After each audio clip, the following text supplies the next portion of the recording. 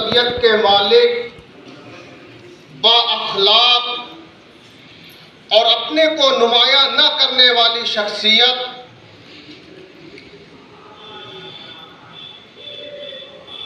وہ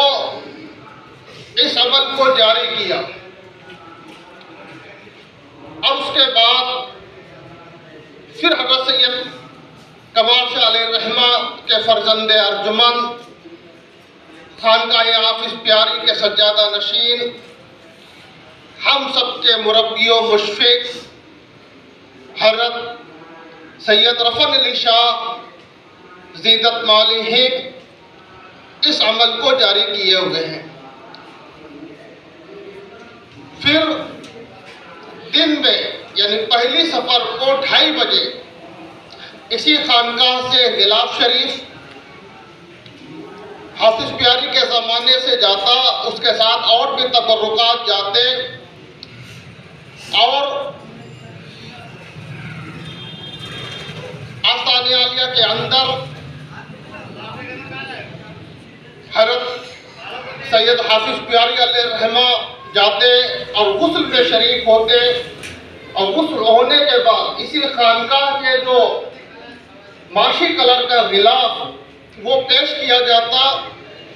اور اس کے اوپر سے چادر اور بھی دیگر لوگوں کی چادریں پیش ہوتی تھی۔ یہ عمل بھی الحمدللہ ابھی تک اس خانقاہ سے جاری ہے، اور اس وقت حضرت رفعت علی شاہ کی قیادت میں یہاں سے 3:30 بجے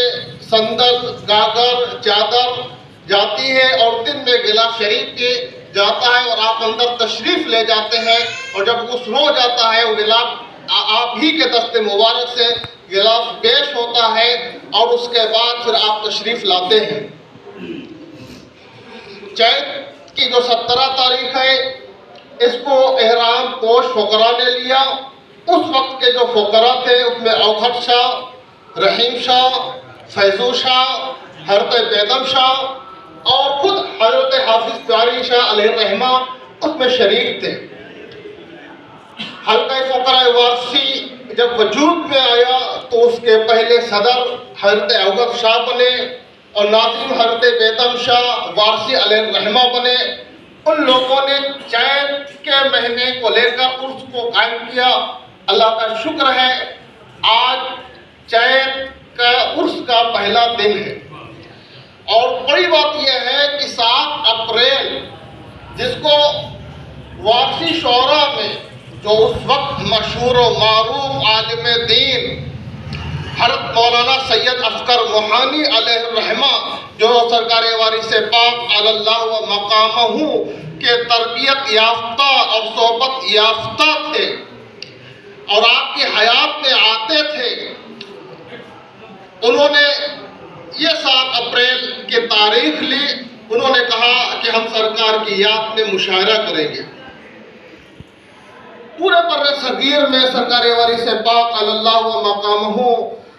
کے جشن اور کل کی تقریبات ہوتی ہیں، مگر جہاں جہاں ہوتی ہیں تو سب سے پہلے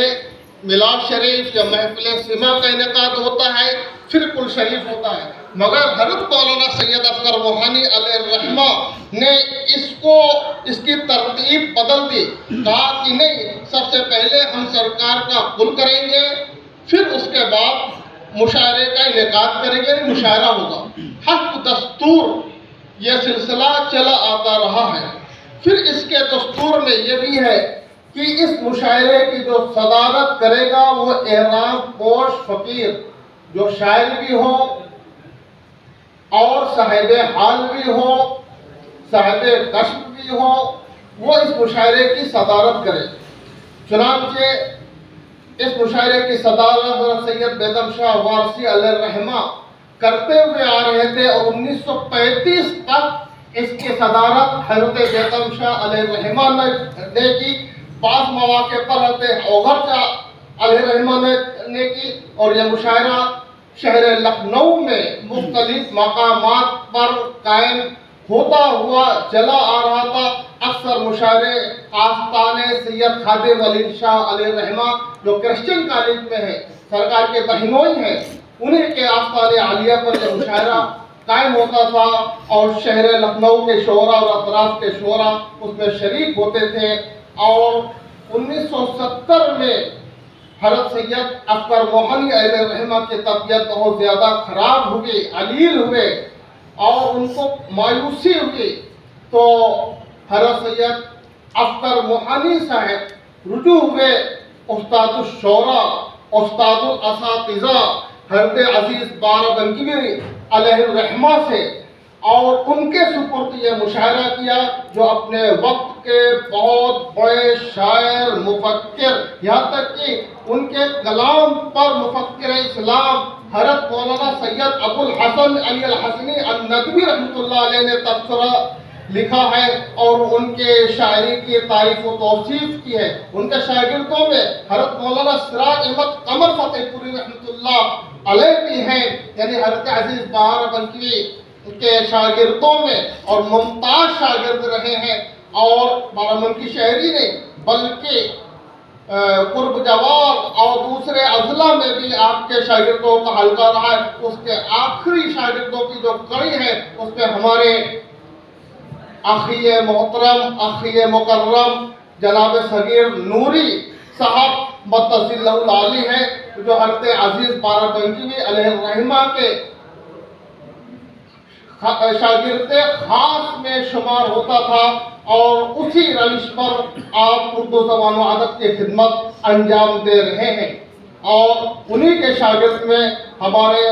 الحاج جو آج کے مشاعرے کی سرپرستی فرمائیں گے، الحاج نصیر انصاری صاحب کی